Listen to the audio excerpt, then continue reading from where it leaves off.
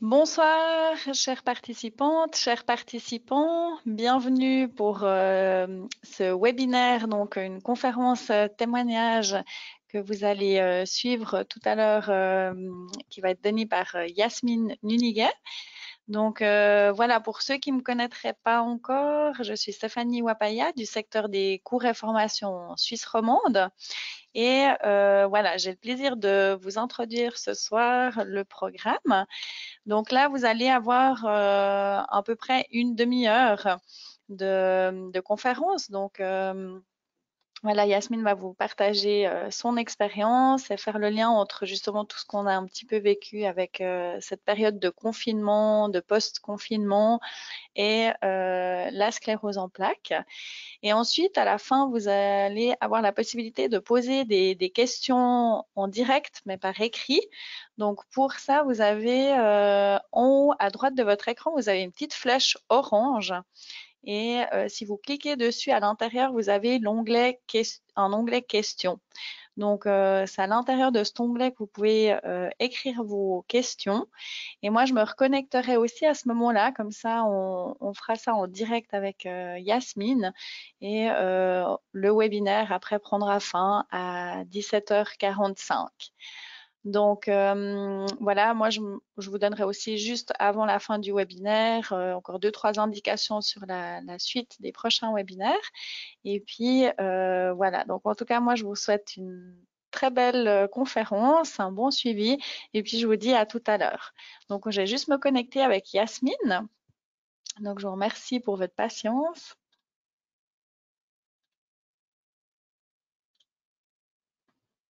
Bonjour. Bonjour. Voilà. Bonjour Yasmine. Alors, on vous voit, on vous entend. Donc, bienvenue en tout cas pour ce webinaire. Merci déjà. Et puis, voilà, ben, moi, je vais vous laisser la parole et puis je vous dis à tout à l'heure. Ok, merci beaucoup. Ouais. Merci. Bonjour tout le monde. Comme dit, je m'appelle Yasmine Nuni, j'habite à Davos. J'ai 47 ans et je suis maman de deux enfants et mariée avec un homme. Mon mari il s'appelle Guy Nuni, il est français. C'est pour ça que je parle un peu français et c'est ma première conférence que je fais en français. Je suis très contente de pouvoir assister ici et vous parler un peu de mes expériences. Comme dit, pardon, ici j'ai ma présentation. Voilà. Et je vais vous raconter un petit peu du lockdown et SEP. Quelles sont les conséquences pour moi? Vraiment, comme j'ai vécu le confinement et le lockdown. Et moi, j'ai trouvé quand même pas mal des similitudes avec la diagnose de multiple sclérose. Encore en vitesse, je vais retourner sur ma personnalité. Comme dit, j'habite à Davos, je suis mariée avec Guy Munich. Comme formation, je suis masseuse médicale.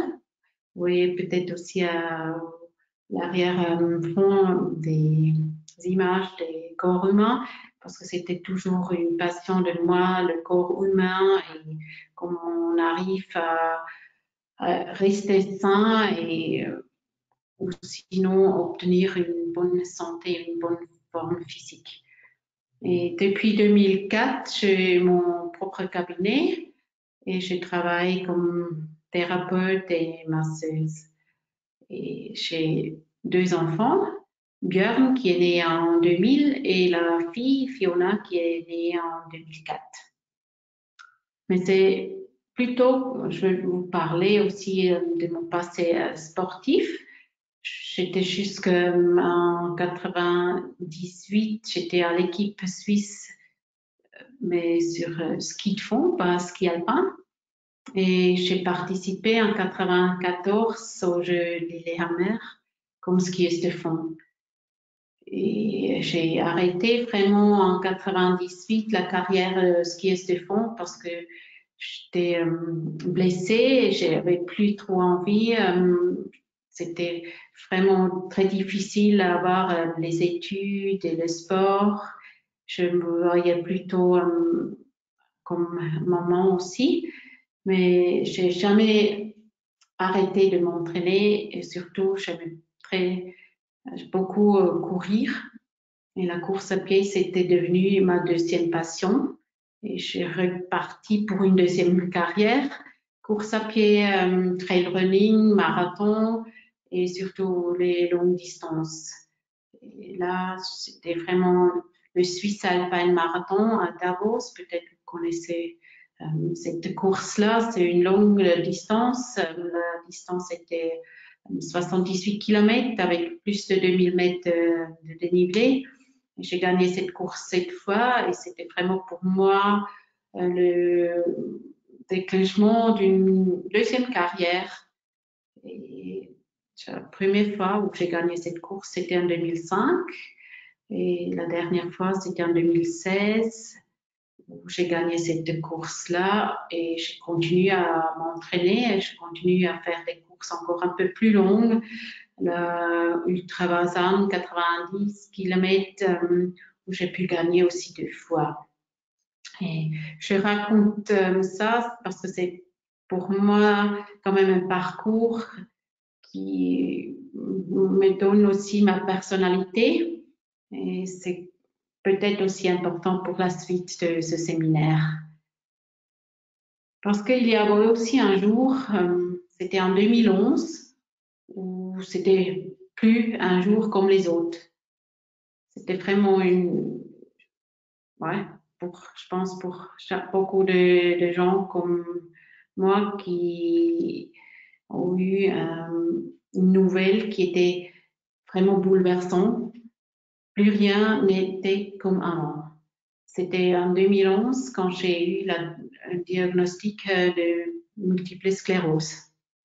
Et pour moi, comme j'étais coureuse et j'aimais bien courir, je faisais encore beaucoup de compétitions, j'avais beaucoup de projets en tête et d'un jour à l'autre, tout était parti parce que mon corps, il voulait plus.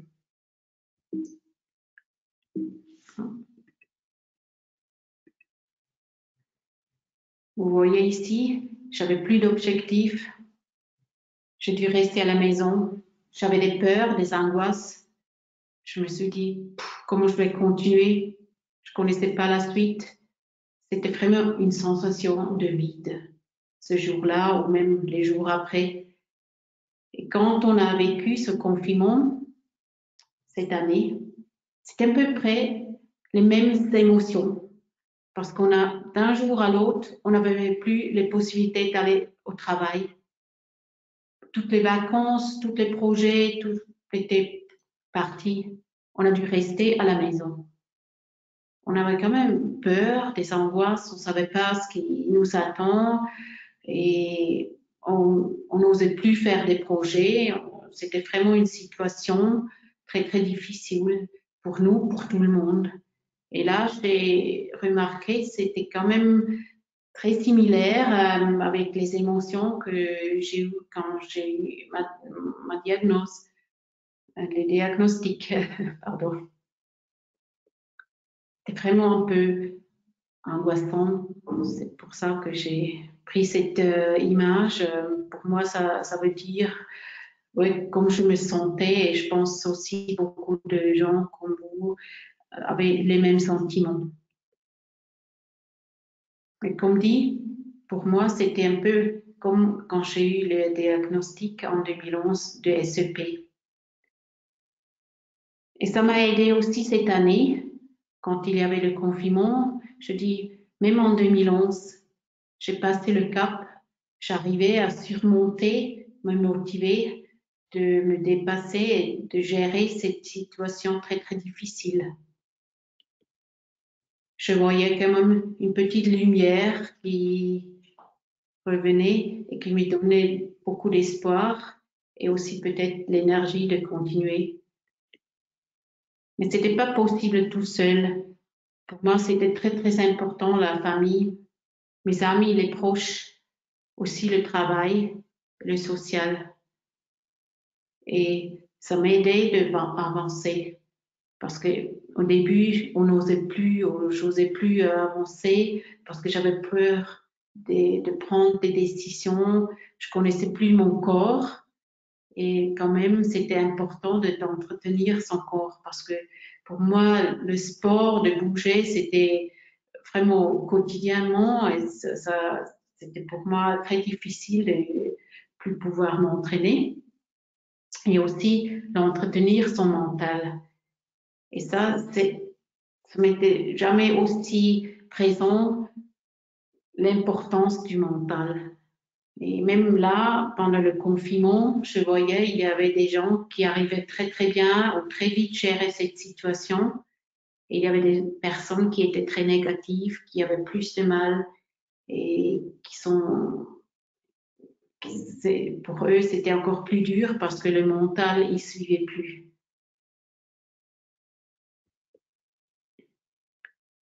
Et en ce moment, je réfléchis un petit peu pourquoi j'arrivais quand même à surmonter le diagnostic et continuer à m'entraîner.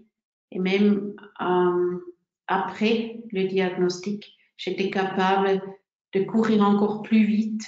Je gagnais encore des courses et je pensais jamais que ce serait possible. Tout le monde ou beaucoup de monde autour, ils ont dit mais c'est trop dangereux, t'arrives pas, ou c'est peut-être mieux de plus entraîner aussi dur. Mais comme je voulais m'entraîner et quand je sentais que ça m'aidait aussi de me surpasser, j'ai réussi à être en bonne forme, bonne santé, d'avoir des perfs exceptionnelles. Mais c'était juste possible parce que j'arrivais à trouver mes ressources.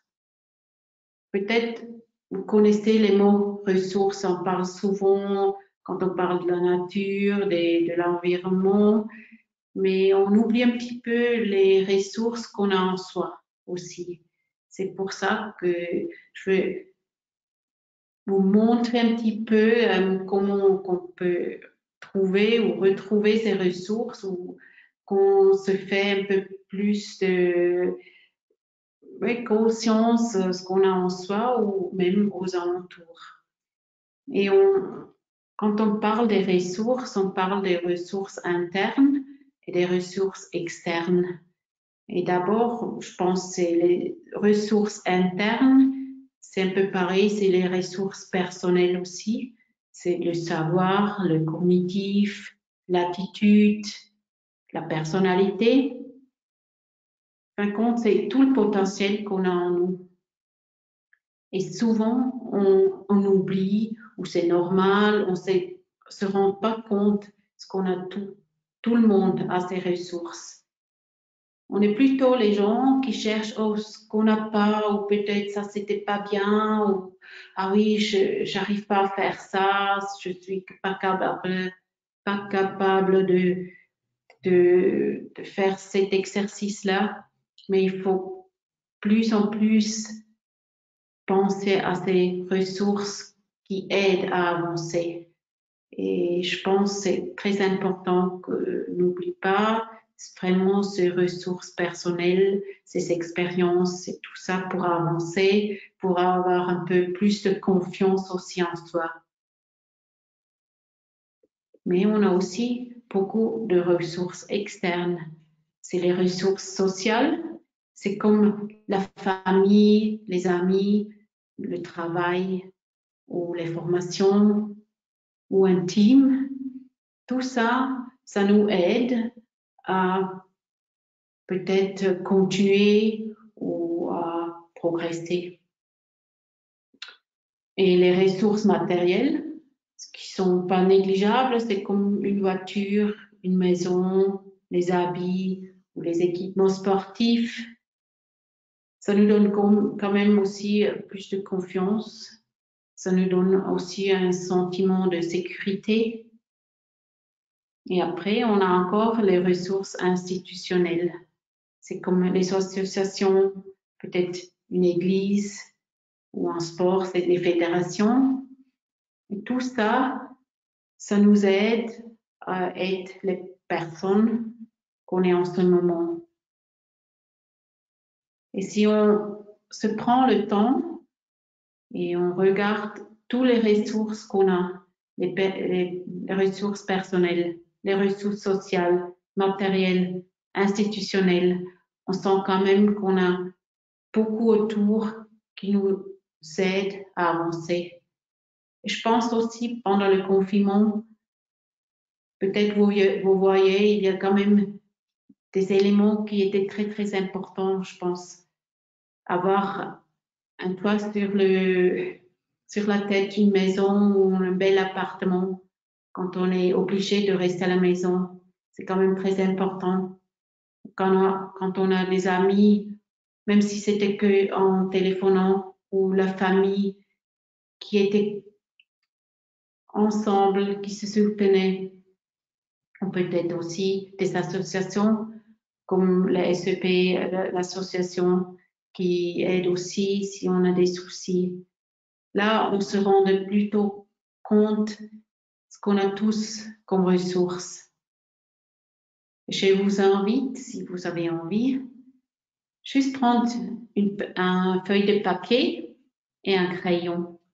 Ici, vous voyez quand même une valise. Si vous voulez, vous pouvez mettre une valise ou juste un cœur ou quelque chose. Vous prenez 2-3 minutes pour vous rendre compte que vous avez tout comme ressources. Et vous pouvez les signer ou les dessiner dans ce coffre. Comme ça, vous avez un petit coffre, une valise, pardon. Vous avez une valise à amener et si vous vous sentez seul ou incapable, vous ouvrez cette valise et vous avez toutes les ressources. Je vous laisse 2-3 minutes pour faire cet exercice.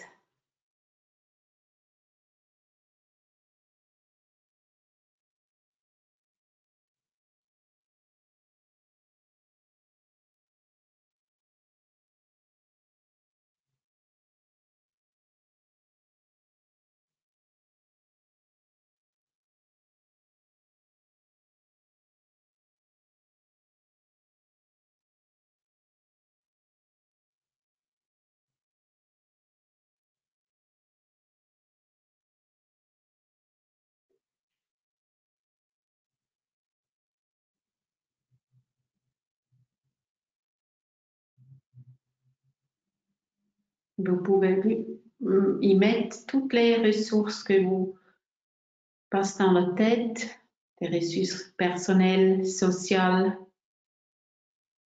matérielles ou institutionnelles.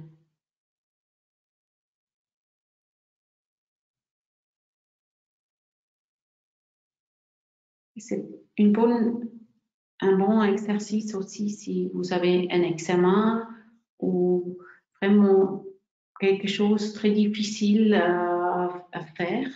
Ça peut vous aider de se rendre compte des ressources qu'on a pour avoir peut-être un peu moins peur, un peu plus de sécurité en soi.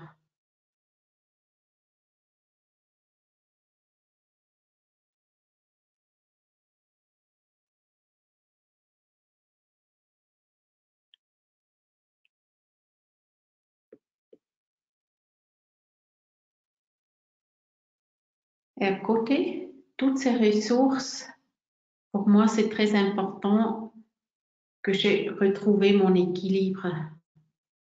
Je pense c'est pareil pour tout le monde. Mais comment trouver son équilibre, ça, je pense, c'est le plus difficile. Et là, pour moi, c'est très important d'écouter mon corps et respecter mon corps et aussi discuter avec mes proches qui sont mes besoins et des fois de me prendre aussi le temps pour moi. Et vous voyez, pour moi, pour l'équilibre, c'est très important la famille, le sport et le travail. Je vous montre ce tableau. Si la famille, le sport et le travail est en bon équilibre, je vais bien. Je suis performante. J'arrive à me surpasser. J'ai des projets que je peux réaliser. Mais c'est pas toujours pareil. Des fois, c'est comme ça que le sport, il prend plus de place et la famille et le travail un peu moins. Et là, j'ai tout de suite remarqué que c'est pas bon parce que j'avais plus de symptômes, j'avais la fatigue, plus de risques de blessures, j'étais peut-être mauvaise humeur. Et là, quand on remarque ça, j'ai vraiment envie ou je dois retrouver mon équilibre. Mais le plus difficile, c'est de savoir ce qui est l'équilibre. Pour moi, cette image, ça veut tout dire, c'est la nature qui me donne énormément d'énergie, une activité dehors qui m'aide aussi à me sentir bien, à rester en bonne santé, être performante. Mais c'est pas que la performance qui est importante. Pour moi, c'est plutôt de rester en bonne santé si jamais il y a de nouveau un pic d'MS, quand je suis fatiguée, quand je suis pas bien, que j'ai quand même la volonté de revenir et m'entraîner et d'être de nouveau performante.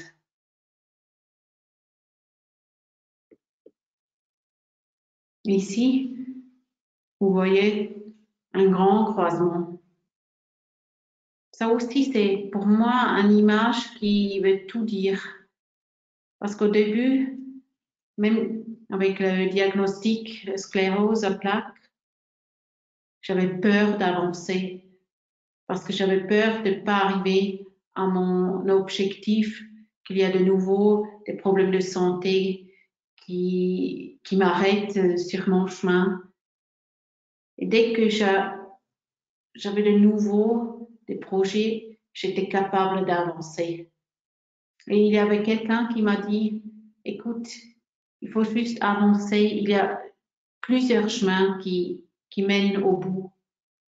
Et même si tu remarques que c'est pas le bon chemin, il y a peut-être un autre croisement. Tu peux quand même continuer sur ton chemin. Peut-être ça prend un peu plus longtemps, mais quand même, tu arrives à ton but.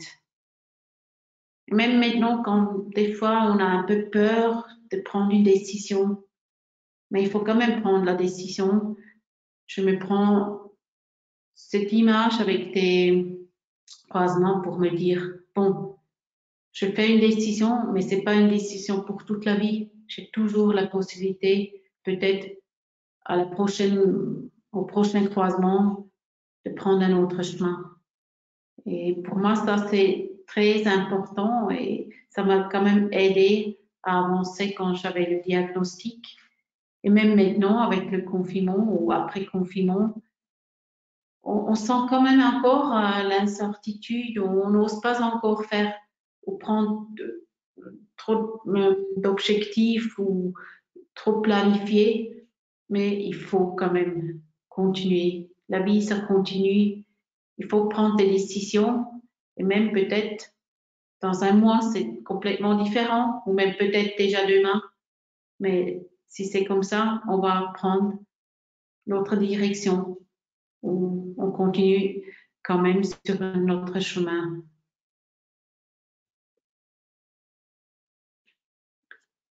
Avec ce mot-là, de continuer d'avancer, pas avoir peur, pour moi, ça, c'est très important.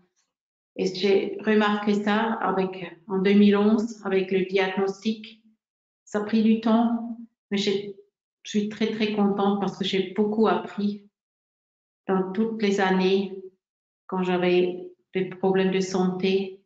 Je me suis remis, j'ai continué, j'ai continué à prendre des décisions et j'avais plus peur d'avancer. Et là, avec le confinement, c'est pareil.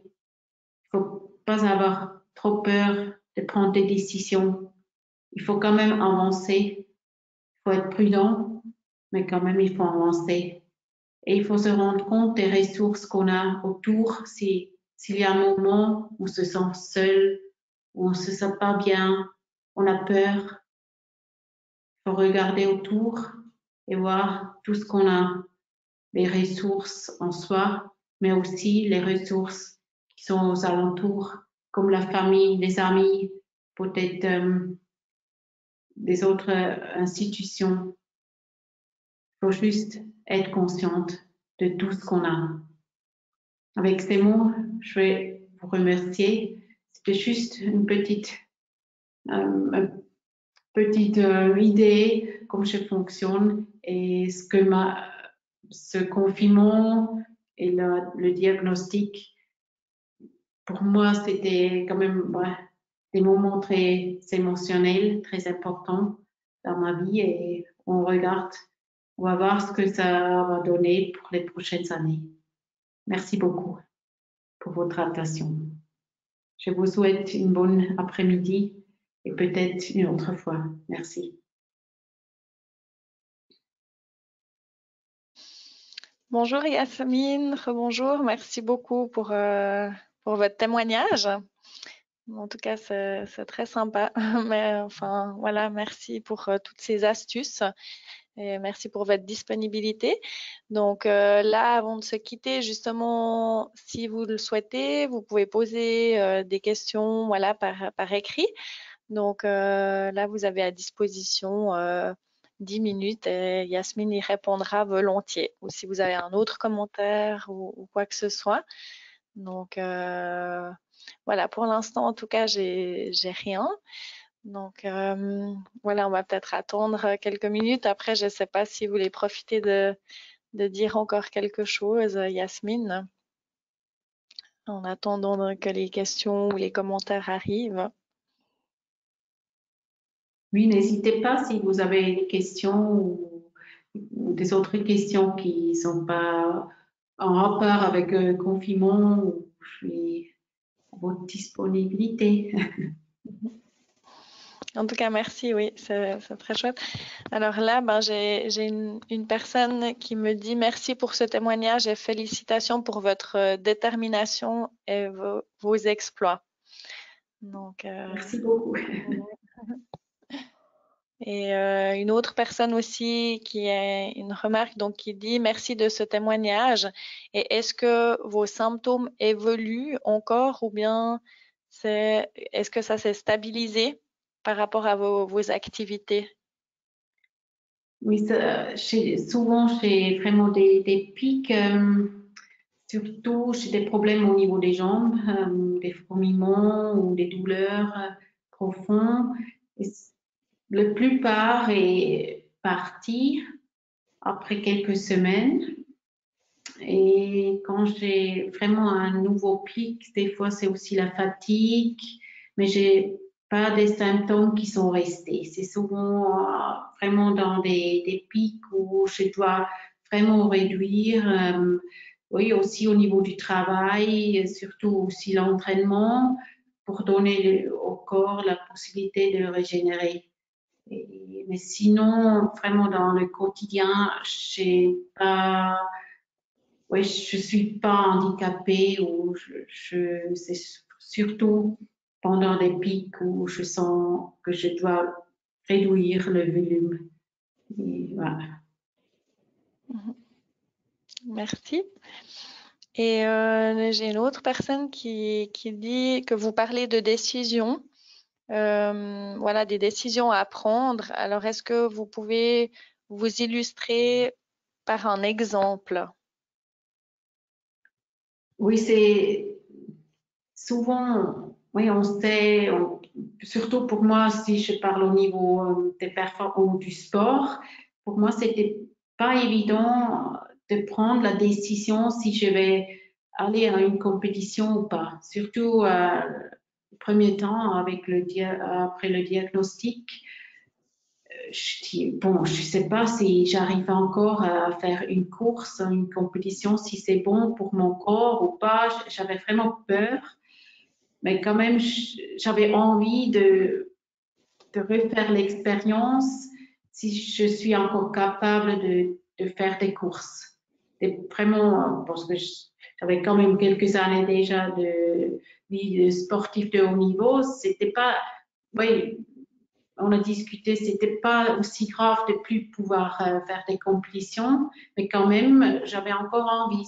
Je dis, au moins, il me faut encore une course pour savoir si je suis capable ou pas. Mais quand même, après, c'était pas évident parce que j'avais l'incertitude et oui, la peur et prendre la décision de prendre le départ d'une course, c'était, oui, c'était quand même un gros pas en avant.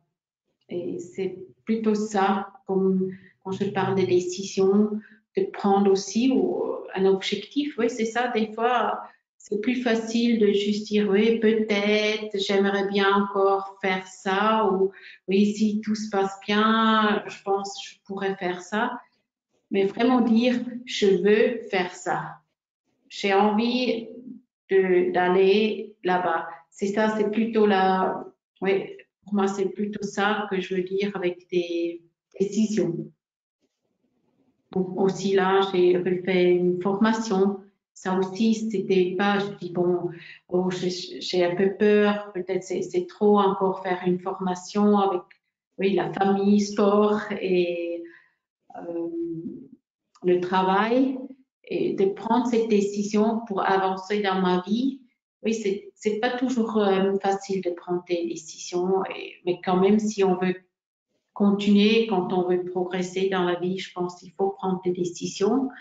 Et c'est plutôt dans ce contexte-là, j'ai pris ce mot décision. J'espère que pour vous, c'est un peu plus clair. Merci beaucoup. Alors voilà, ben, en tout cas, voilà, là, j'ai pas d'autres questions ou de remarques qui sont intervenues entre deux. Donc, en tout cas, moi, je vous remercie vraiment aussi pour votre partage de votre expérience de vie. Et bah voilà, j'espère que aussi pour vous, chers participants, ben, ça vous a aussi apporté voilà, quelques outils ou pensées qu'on peut avoir. Et donc voilà, si jamais, en tout cas, sachez aussi que tous nos webinaires, ils sont après disponibles en rediffusion sur notre site internet. Donc à tout moment, vous pouvez aller les revoir. Donc ils se trouvent sous notre rubrique Nos prestations, sous les cours et formations et webinaires. Donc juste après le programme. Ben voilà, si vous avez encore aussi d'autres questions, vous pouvez aussi sans autre nous appeler sur l'infoline, donc qui est ouverte du lundi au vendredi de 9h à 13h. Vous pouvez nous appeler au 0844 737 463. Et voilà, on a encore cette semaine, il y a un prochain webinaire qui est prévu, donc c'est de l'automassage et de la méditation. C'est le 24 juin cette semaine, donc de 11h30 à 12h15. Alors, il y a eu déjà plusieurs sessions depuis début avril, mais vous pouvez vraiment sans autre librement vous inscrire pour une session et ce sera la dernière. Donc, je vous invite à découvrir l'automassage et la méditation si vous n'avez encore jamais participé. Et voilà, ben, on a aussi la suite des webinaires qui sont en cours d'élaboration pour notre programme du deuxième semestre 2020. Voilà, donc en tout cas, moi je vous remercie d'avoir participé aussi à cette conférence et aussi merci beaucoup encore Yasmine pour votre témoignage, pour votre temps. Et voilà, en tout cas, je vous souhaite une belle soirée à vous Yasmine, à tous, chers participants. Et puis, je vous dis à très bientôt. Merci beaucoup. Ouais. Bonne soirée. Merci, bonne soirée, au revoir.